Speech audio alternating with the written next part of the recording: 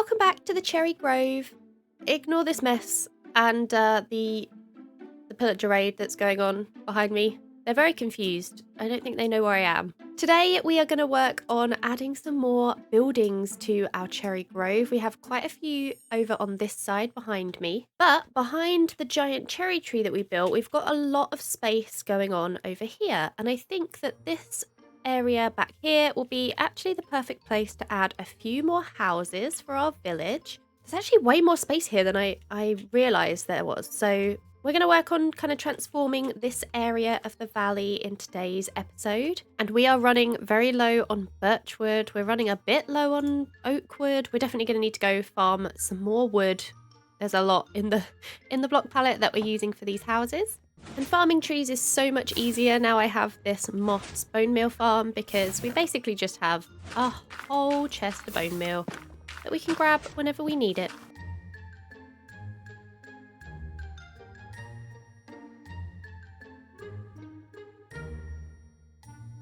So I think this should be enough to get us going, to get started at least. And the first thing I want to do is kind of plan out roughly where all of the buildings are going to go around here. I think we're going to put a path sort of circling the pond here. So there'll be a path coming up here. This will be sort of the entrance to this area, I guess. I'm going to try and keep most of this terrain kind of as it is, but some of it I will need to flatten very slightly to be able to build on. Just kind of smoothing out the edges of everything. So we can definitely have a house up here. I want to keep them quite small houses. There's not a huge amount of space up here. So I want to kind of keep these as just like cute little Cherry Grove houses. Definitely want one up on this bit of hill over here. As much as I love the Cherry Grove, having to like clear out the flowers before you can build anything does get a little bit annoying. And this is why we plan. So when you realise that you've built something just like slightly a couple of blocks too far in one direction, it's much easier to just take down the plan and rebuild it. I think a little house down here by the edge of the water would be cute as well.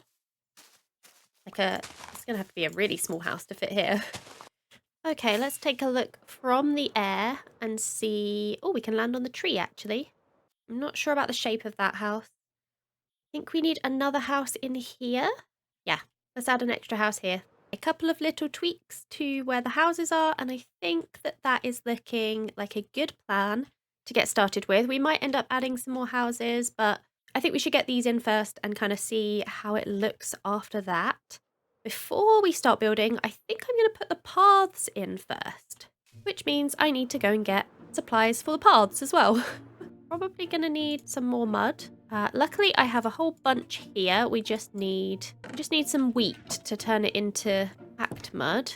And we can get the wheat from this crop field over here.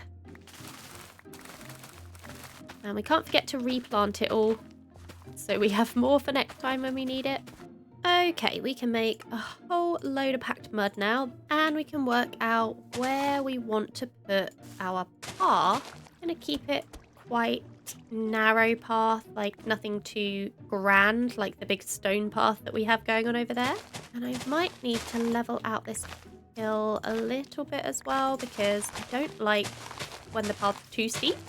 And the other part of this path is going to be doing a little circle around the tree.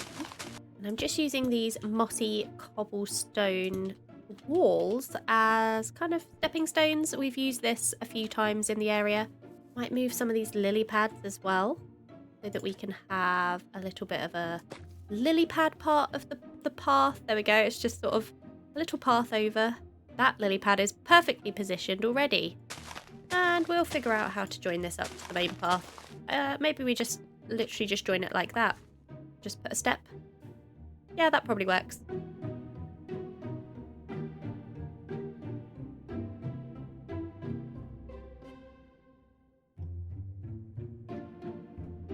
Okay, so we have a path now going to every single house in this area. And it goes round the side of the pond. We need to continue it around the edge of the pond here. We're going to need to do a little bit of terraforming here as well. And my pile of stuff is in the way too. And we're out of mossy cobblestone walls. We need some more of those. Oh, I've got so many pink petals again. I end up with so many. Gonna have to just throw them away. I've literally got chests and chests of pink petals. I don't need to keep them. We might need an actual bridge here, maybe. Maybe we can do this. Oh, we need to make those source blocks though. Yeah, I think that's okay actually. That's okay. It's on a bit of a hill, but I think around here we're going to have the path just get really narrow because we have much less space. And I think the best way to handle this is just going to be make the path really small.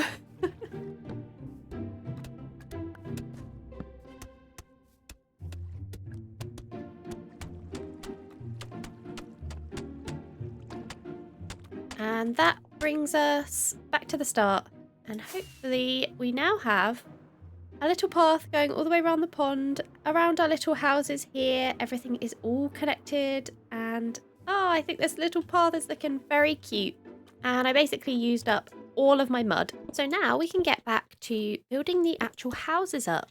And I'm sticking with the exact same block palette as we've been using for most of the builds in this area, except for the sniffer barn and the sheep and cow barn. Those are slightly different, but all of the houses are using this same block palette. It's kind of a light wood texture. There's the dark oak for the trim and the cherry wood, of course, for the pink roof. I did end up changing a few things out, like the stairs in the roof. I switched for full blocks because I felt like the stairs had a little bit too much detail for the scale of these houses. I find that it's really easy to add too much detail when you're building smaller builds like these.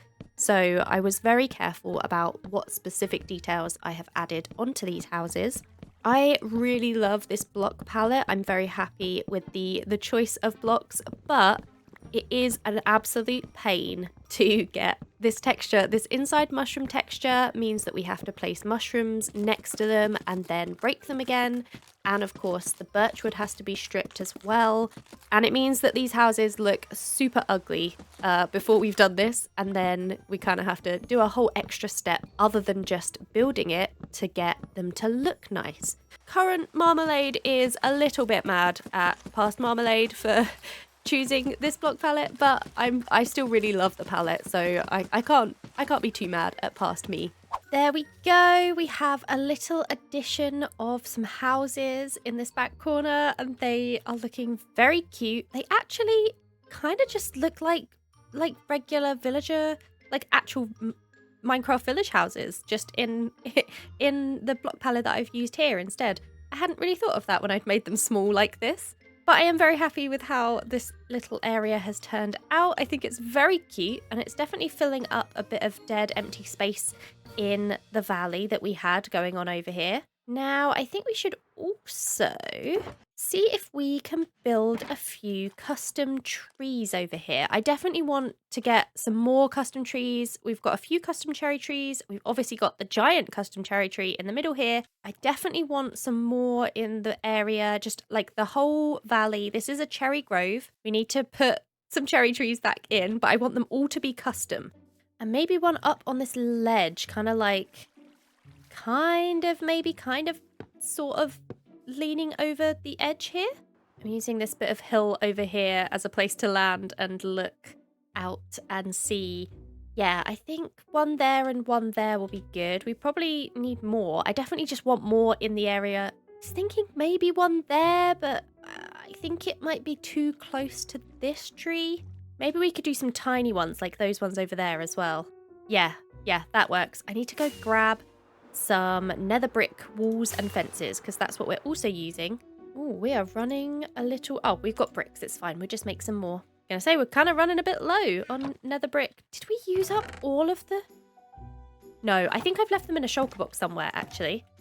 I've just got shulker boxes lying around. Yep, here.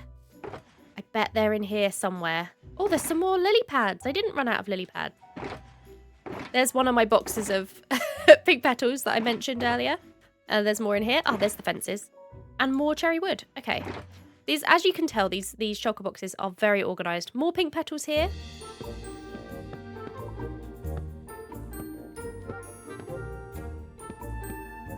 mean, it looks odd without any leaves, but I think size-wise, that's probably fine. Any bigger than that, and it's going to start to be too big, I think.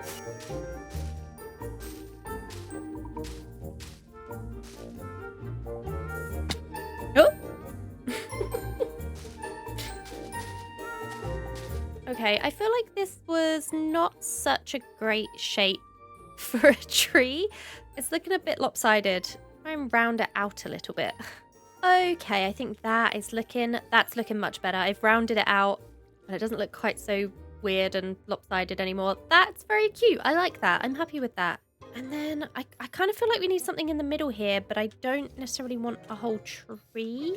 Maybe we have some of the like little custom cherry trees sort of along the path edges. These are really simple little trees. They're just basically just this, like a fence and some leaves around it, and that's basically it. And I think that they look very cute. I kind of like the idea of these little ones being almost like little saplings that have like fallen off of this tree. Okay, yeah, I really like that. I really like the little trees. I think we can definitely get away with quite a few of those, and we'll definitely do some more in the rest of the valley as well. I think those are good. Just another one of that size over there.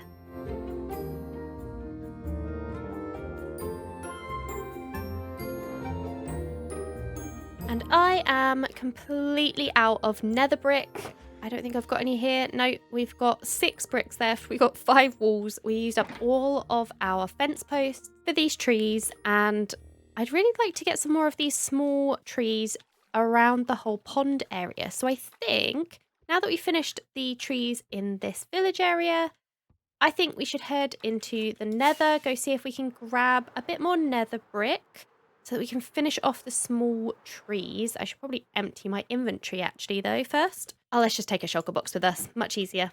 Now, I have already taken down like a reasonable amount of this nether fortress. I was using this one before to collect up nether bricks to build trees with. We do actually need bricks to make fence posts. Don't accidentally hit the pig then.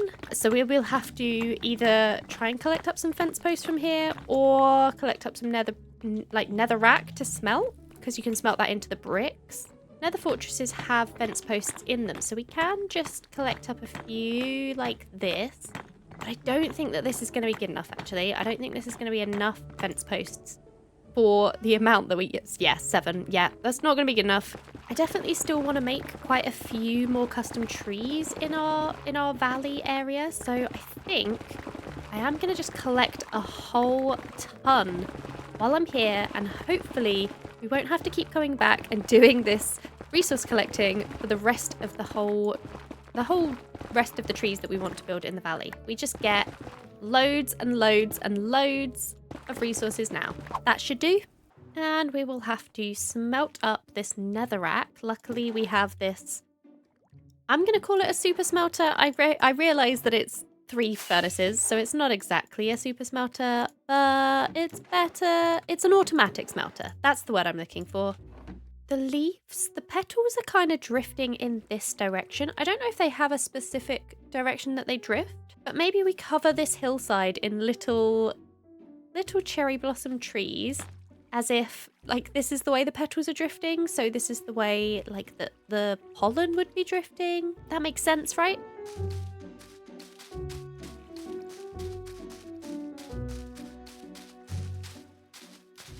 And now I am running low on cherry leaves, but that's okay because I think we are just about done with trees for today. We will obviously put some more in the rest of the valley, but for today I think we're good. Maybe that's too many trees, but these little cherry trees are just so cute. I can't bring myself to think that any amount is too many. I think that's good. This is a cherry grove. There has to be cherry trees in it. One of the other things that I haven't really done actually at all in this area is some proper outside lighting. We've got some areas where there's sort of torches underneath moss carpets, like mixed in with the grass, but we don't really have any kind of actual lamp posts or anything like that. So I think we should make some like lantern lamp posts. I need some lanterns. We probably can trade for them. Yeah, we got lots of emeralds here. Do you have lanterns? You do. 64 lanterns? Oh, you'll only give me 12. I'm sure I have some more in my house. Oh, lanterns. And I have a bunch of torches as well, so we could make some more. How much iron? I don't have that much iron, actually. Get a few more from you. 46 lanterns should be okay to get us started. We can just keep coming back to that librarian, see if they will get us some more. Let's check these shulker boxes. I really need to sort out my stuff because, well, I'll grab the chains. We're now just running around checking all the shulker boxes to see if there's any lanterns anywhere, and there is not. So I'm thinking that we want to keep this quite simple. Not going to be able to do that. Just some stone brick walls, and then maybe just like something like that. How does that look? I think that will work. It's kind of sticking with that, like the brick slash mossy brick palette that we've used in some areas. I don't want to make it too complicated because I'd rather just have like lots of them and then be quite simple. Let's make a few more and see what we think. We need to make sure it's like properly lighting up the whole area. I want them to be kind of evenly spaced with the little trees as well. And I do want this entire valley to be completely lit up. So I'm going to keep them like pretty close together actually. We definitely want a bunch along this path. But I think I'm going to do along the stone paths. Yeah, they look kind of good. They look kind of good. Along the stone paths, I think I'm going to put them on the edges of where the stairs are. And I'm going to have them be like both sides of the stairs at every stair interval. Because I think they would have been a lot more kind of uniformly built when they were against the stairs. Yeah, I think that's going to look good going all the way down. Maybe not every step, maybe every other step. They might be a bit close. Yeah, they're going to be too close together. Every other step. Okay. Yeah, that looks good. I like that. We have like a whole like kind of feels like more of a grand path now that we've got some bits on the side of it. Oh, that looks really good. I'm very happy with that. Oh, this is making it really start to feel like it's really coming together, the area, now that we've got these. I don't know what it is about this. Okay, now we have got lamps on all of the pathways, especially coming up the main entrance and also down this main entrance to the tree. And then every single path that we have got so far, we have got this lantern lamp kind of design around everywhere, and I think it's doing a very good job at lighting up this area. We need to get rid of all of these torches now because the torch spam can finally go. I think not all of it doesn't make sense to just put these lampposts like in the middle of like a patch of grass or something. So what I will do is I will use the moss carpet trick that I've been using. This probably is one. Yep, this is one. Here we go. I'll use this trick for all of the areas that are not being covered by the lanterns. Why are you on my roof? Now, I think I'm also going to fix up the bridges that we have got going on in the area because we've kind of left these just like this for quite a while, and I kind of like this. So I think what I'm going to do is just make these a bit wider. I like the jungle wood. I think it's a good color for the colors that we're using in the area. It's got this kind of pink undertone to it, which really fits well with the pink of the cherry blossom, I think. Yeah, I think that that's good. We could do, actually, maybe we just add a little bit of support like that. There we go. That's fine, I think. It's definitely better than how it was. Or maybe let's also just fill that in. Yeah, I think that's good. That's good. And then the other place that we need a bridge is over here. This one definitely needs a bridge because this is just like a ravine. There we go. Something just simple like that, I think. It's kind of overthinking these bridges and like thinking that they had to be something fancy, but I actually kind of just like the simple look. Oh, and the sun is going down. We can see what it looks like with all of the lighting here now. Yeah, okay, there's definitely some dark patches like here, as I mentioned. We're going to wait and make sure that we know exactly what's going to go in each of these spaces before we feel like this feels like it needs something else in it. So I'm not just going to light that up just yet. But like over here, this hill can definitely just be lit up with like torches under moss carpets. But the paths are looking really good. I like, it's a bit of a dark patch there. The main entrance is definitely well lit. This path's good. The rest of these paths, I think, are looking nice and lit up. And the village area over here is also looking good. This is looking very cute now. I added some lanterns to the houses here as well, so that there's like little lanterns on the ends and like above the door. Okay, let's get back to working on this area. This was the plan for today, was to work on this little village area. It's almost like a little fairy village. I really like it. I'm really enjoying this area now. I think I want to add some little gardens, and I think it would be cute for these houses to have maybe just like a little fenced off garden area like here, and then we can put some flowers in here, maybe some pink petals and some little white flowers. I think we need some leaves as well, maybe some like hedges to fit in with the fences too. Okay, just switched out some of the fences for a bit of a leaf hedge, and I think that is looking very cute. We're going to add some gardens like this to all of these houses, I think. And also, maybe we have like a little flower garden along the river edge too. I just love this combination of the pitcher pods and the lilacs. I think that the colours just go so well together.